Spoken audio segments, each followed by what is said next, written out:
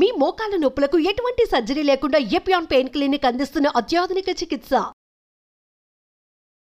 అందరికీ నమస్కారం. నా పేరు మాధురి. మీరు చూస్తున్నది సుమన్ టీవీ నెట్వర్క్. ఈ రోజు మనతో పాటు ఉన్నారు దివ్య విశ్వశక్తి పరివార్ ప్రచార స్థాపకులు శ్రీ శ్రీ శ్రీ ఓం స్వరూప్ గురూజీ గారు. నమస్కారం గురుగారు. దివ్య శక్తి స్వరూపులందరికీ దివ్యాశిషులు. గురుగారు, బీజాక్షరాలు కొంతమంది మాత్రమే పలకాలి, అది అందరూ పలకూడదు, ఫలానా టైంలో పలకాలి, ఇంత పవిత్రంగా మాత్రమే పలకాలి అంటారు. కొంతమంది పర్వాలేదు, బీజాక్షరాలతోటి ఉన్న నామాలు మనం జపించుకున్నా కూడా మనం ఏదైతే కార్యం గురించి అనుకున్నామో సిద్ధిస్తుంది అని చెప్పేసి అంటూ ఉంటారు. అసలు ఇంతమంది ఇన్ని రకాలుగా చెప్తూ ఉన్నారు, వింటూ వస్తున్నాము. అసలు బీజాక్షరాలని మనం పఠించచ్చా అన్నది తెలుసుకోవాలనుకుంటున్నాం. బీజాక్షరాలు అంటే బీజము అంటే సీడ్, అందరికీ తెలుసు. ఆ సీడ్లో విశ్వము దాగుంది. ప్రపంచం అంతా శక్తిమయమైనటువంటి ఇలాంటి విశ్వాలు ఎన్నో ఉన్నాయి, అన్నీ కూడా ఆ బీజంలో దాగి ఉన్నాయి.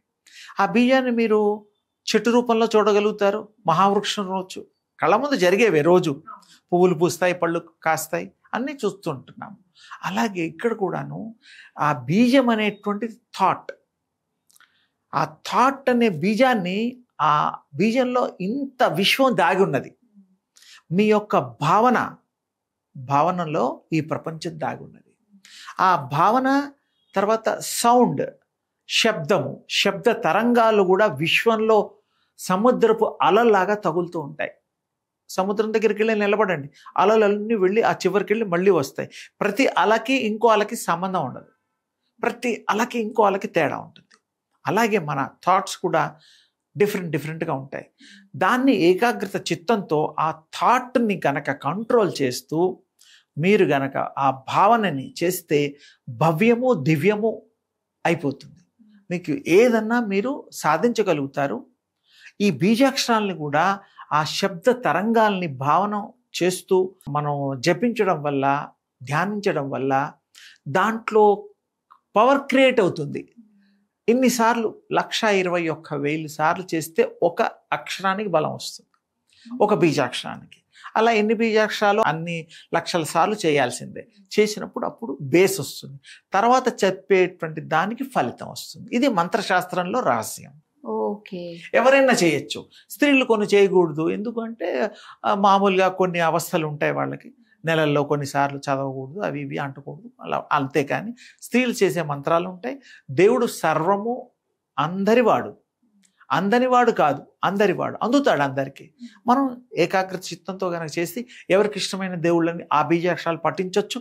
మానసికంగా బయటికి పెదాలతో అంటే ఆ పవర్ పనిచేయదు. అది మానసికంగా మాత్రమే జపించాలంటారా బీజాక్షరాలు? అది చాలా అవసరం. బయట అనడం వల్ల శబ్దంలో శక్తి తగ్గిపోతుంది. కానీ బీజాక్షరాలు అంటే శబ్దంతో కూడుకున్న వైబ్రేషన్, ఆరా అన్నది అంటారు. అవును, ఆ వైబ్రేషన్ మీ మనస్సులోంచి, హృదయంలోంచి వ్యాప్తి చెందాలి. బయట మైక్లో పెట్టి అరిస్తే అలా కుదరదు, అది కాదు.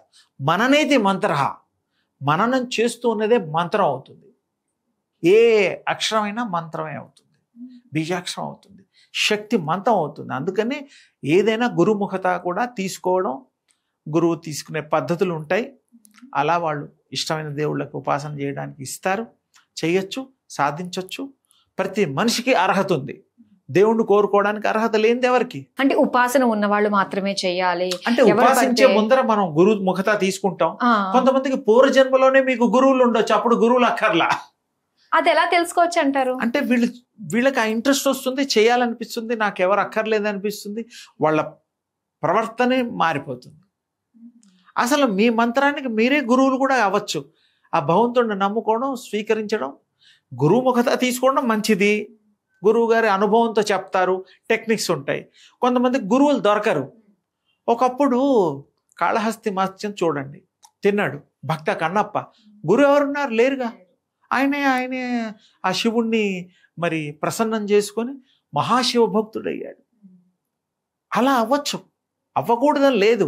అది పూర్వజన్మ సంస్కారాలని బట్టి, పూర్వజన్మ వాళ్ళ యొక్క కృపని బట్టి ఉంటుంది. అవకాశాలు అలా వస్తాయి, అదృష్టం ఉంటుంది, అంతే. వస్తుంది, గురువులతో వస్తుంది. గురువు లేకపోయినా కూడా మీరు మిమ్మల్నే ఆ దివ్య శక్తిని, ఆ దివ్య మంత్రాన్నే గురువుగా, సూర్యనారాయణనే గురువుగా దైవం కదా, సాక్షిభూతం కదా, చేసుకోవచ్చు. అది గురుముఖత మొదటి ప్రయారిటీ. ఇది బీజాక్షరాల వరకు అండి. ఇప్పుడు ఏదన్నా ఇప్పుడు ఎగ్జాంపుల్ మనకి ప్రత్యక్ష దైవం సూర్య భగవానుడు, ఓం నమో సూర్యనారాయణ మహా అని చెప్పేసి మనం చదువుతూ ఉంటాం. అంటే ఆ మంత్రానికి బలం అన్నది మనం ఎన్నిసార్లు జపించిన తర్వాత మంత్రసిద్ధి మనకు కలుగుతుందంట. అదే 1,21 మార్లు బేసిక్. ఏదన్నా కూడా ఎన్ని మంత్ర బీజాక్షరానికి 1,21,000 కంపల్సరీ, అది బేస్. తర్వాత చేసేది యాడ్ అవుతుంది. ఇప్పుడు ఈ మధ్యకాలంలో ఒక 3-4 రోజుల క్రితం కూడాను ప్రజలందరికీ కూడాను మీడియాలో మాధ్యమంలో వస్తుంది, సూర్యుడు దగ్గర ఓం నమ శివాయ అనే మాటలు వినబడుతున్నాయని ఈ మధ్య మాధ్యమంలో బాగా ప్రచారంలోకి వచ్చింది. అది ఎవరు కనుక్కున్నారు, ఎవరు వెళ్ళారు, అది అసలు మీరు విశ్వం అంతా కూడా భగవంతుడి వస్తుంది అది గతంలో కూడా చెప్పారు. అవన్నీ సహజమే. వీళ్ళు రికార్డ్ చేసింది ఎంతవరకు కరెక్టో నాకు తెలియదు, కానీ ప్రతిదీ మీకు అవగతమే, ప్రతిదీ సాధ్యమే. ఎవరికైనా భగవంతుడు మీకు దర్శనం ఇవ్వడం సాధ్యమే. ఏ రూపం అంటే ఆ రూపం, ఎవరికి ఇష్టమైంది ఆ రూపంలో వస్తాడు. యద్భావం తద్భవతి. మరే బాగా చెప్పారు. ఇది ఎంత సత్యమో అది అంతే. కానీ మళ్ళీ జన్మ లేకుండా చేసుకోవాలి అంటే మనం తెలుసుకొని మన స్వస్వరూపానికి వెళ్తే మీరు ఎన్నాళ్ళు ఈ జన్మ తీసుకొని ఉండొచ్చు, ఎన్ని జన్మలు ఎత్తొచ్చు, ఎంతకాలం బతకొచ్చు అనేది కూడా మీ చేతిలో ఉంటుంది. కానీ ప్రతి ఒక్క ప్రాణి కూడా భూమి మీదకి వచ్చింది అసలు ఎందుకు పుట్టానో అన్నది దానికి తెలుస్తుందమ్మా, దానికి అవగాహన ఉంటుంది. అది మనకు కూడా వస్తుంది సాధన చేస్తే. కానీ వాటికి ఉండి అన్ని జ్ఞానం ఉన్న మనకి తెలియకపోవడం ఏంటంటే మనం వాటిని పాటించడం లేదు. మన పూర్వజన్మల కర్మల్లో ఆ దృష్టితో రాలేదు. మీరు ఏ దృష్టితో వస్తే ఆ దృష్టిగా చేస్తాం. నేను దేవుడు దర్శనాలు తిరుపతి వెళ్ళాలంటే తిరుపతికే వెళ్తాం కదా, లేదా మహా అంటే ఇంకా పక్కన అల్వేలు మంగాపురం ఇంకేమన్నా ఉంటే వెళ్తాం. అంతేగాని అక్కడి నుంచి అమెరికా పోం కదా. అమెరికా వెళ్ళినప్పుడు అమెరికా స్టాచ్యూ ఆఫ్ లిబర్టీ అవి ఇవి చూస్తాం. ఏ ప్రాంతానికి వెళ్తే అవే ప్రాధాన్యతగా చూస్తామో, ఈ ప్రపంచంలో ఈ జన్మ తీసుకున్నందుకు ఏం చేయడానికి వచ్చామో అవే చేస్తాం. అవి కాకుండా ఇంకా ఎక్కువ చేయడానికే ధ్యానము, ఉపాసన చేస్తే మీరు ఇంకా ఎక్కువగా చేయొచ్చు, ఎక్కువగా తెలుసుకోవచ్చు, ఎక్కువగా ఈ జీవితాన్ని మనం సాధించవచ్చు, బ్రతకొచ్చు, లైఫ్ ఎక్స్టెన్షన్ చేసుకోవచ్చు, చాలించుకోవచ్చు. అన్నీ మీ చేతిలో ఉంటాయి. అంటే ఇప్పుడు దాకా మానవుడు ఇది చేయలేడు అన్నది ఏది లేదు, అలాంటిది చేయొచ్చు. అన్ని ఇది కూడా మనం చేసుకోగలం. మన ఆయుష్ని పెంచుకోవచ్చు, ఎప్పుడు కావాలంటే అప్పుడు మనం వెళ్ళిపోవడం, ఇవన్నీ మీ చేతిలో ఉన్నాయి. ఎప్పుడు మీకు ఒక్కసారి అవగతమైపోయి అండర్స్టాండ్ అయ్యి ఆ స్టేజ్కి వచ్చాక, ఆ నాలెడ్జ్ మీకు వచ్చిన తర్వాత యూ క్యాన్ ఓకే, అది రావాలి కదా, ఆ విద్య రావాలి కదా. వచ్చిన తర్వాత మీరు అన్ని చేయొచ్చు. ఏదైనా పని వచ్చిన తర్వాత ఆ పనిలో మీరు ఎక్స్పర్ట్ అవుతారు. బిఫోర్ దట్ ట్రైనింగే కదా, ఏదైనా అంతే కదా. టీచరు చదువుకున్న తర్వాత టీచర్ ఉద్యోగం చేయొచ్చు, లేదా అంతకుముందు టీచర్ దగ్గరికి వెళ్ళి చదువు నేర్చుకోవాలి, తప్పదు. గురువు కావాలి, విశ్వగురువు. మనం విశ్వాన్నే గురువుగా భావిద్దాం. గురువులు ఉంటే సంతోషం, మంచిదే. ప్రతిదీ మీకు సాధ్యమే. సమకూరు ధరలోన సాధ్యం. ప్రతిదీ మనం సమకూరుస్తుంది. విశ్వంలో ప్రతిదీ మనం అవైలబిలిటీ ఉంది, సందేహం లేదు. సాధించే సత్తా ఈ మానవుడికి ఉంది. అంటే ఏ రకంగా ప్రారంభించాలంటారు? ఉపాసన చేయాలి, ధ్యానం చేయాలి, మంత్ర ఉపాసన ఉంటుంది, బీజాక్షర ఉపాసన ఉంటుంది, ఏకాగ్రత. ప్రతిదానికి ఏకాగ్రత ముఖ్యం అమ్మా. ఏకాగ్రత లేకుండా ఏమీ చేయలేం. ఇప్పుడు ఏకాగ్రతతో నువ్వు అడుగుతున్నావు, వింటున్నావు, నేను చెప్తున్నావు అంటే ఇది ఒక బంధన ఏర్పడింది. అలాగే ప్రతి వాళ్ళకు కూడా చెబితే వాళ్ళకి వినే అదృష్టం, ఆ ఇంట్రెస్ట్ ఉన్నప్పుడు తప్పకుండా వింటాడు, సాధిస్తాడు, సఫలీకృతుడు అవుతాడు.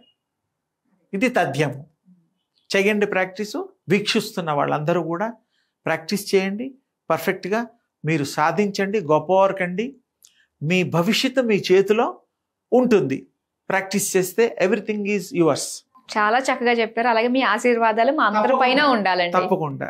దివ్య స్వరూపులందరికీ కూడా దివ్యాశీస్సులు.